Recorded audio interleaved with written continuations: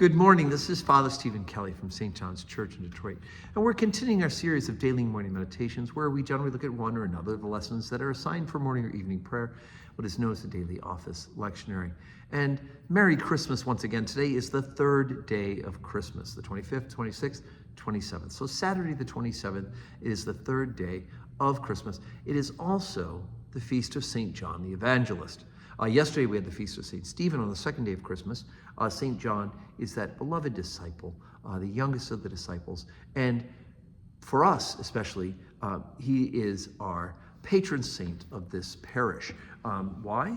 Well, because St. John's Church was formally established, the vestry elected, the senior warden and junior warden chosen, and the letters of incorporation finalized on the feast of St. John the Evangelist, 1858. So happy 167th birthday to St. John's Church. And of course, we were sitting in the chapel, our original building that was built, it was opened in November of 1859. Within a week, they realized it was already too small for the number of people who wanted to subscribe to the seating to rent pews. And so they immediately began construction on the bigger church, and that was finished 20 months later. So really quite remarkable. So let's take a look at the lessons assigned for morning prayer today from the Gospel of this same St. John. Chapter 13, verses 20 through 26, 31 through 35. Verily, verily, I say unto you, he that receiveth whomsoever I send receiveth me, and he that receiveth me receiveth him that sent me. When Jesus had thus said, he was troubled in spirit and testified and said, Verily, verily, I say unto you, that one of you shall betray me. Then the disciples looked on one another, doubting of whom he spake. Now there was leaning on John's bosom one of his disciples, whom Jesus loved. Simon Peter therefore beckoned to him, that he should ask who it should be of him whom he spake. And then he, lying on Jesus' breast, said unto the Lord, Who is it? Jesus answered, He it is, to whom I shall give a sop, and when he has dipped it, and when he has dipped the sop, he gave it to Judas Iscariot, the son of Simon. Therefore, when he had gone out, Jesus said, Now is the Son of Man glorified, and God is glorified in him.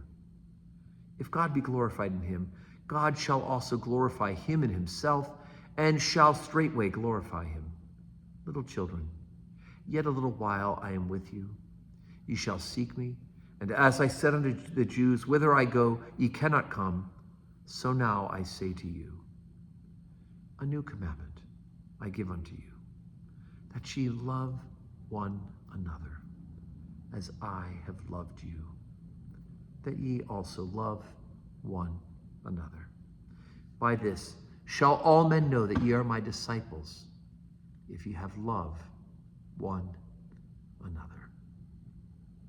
And of course, that is the summation of the gospel, right?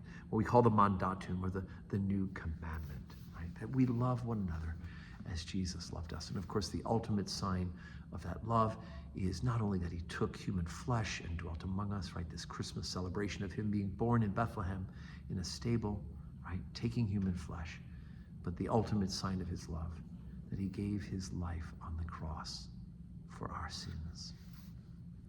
So today's Saturday. We're not going to do public worship today. We're saying our prayers at home instead.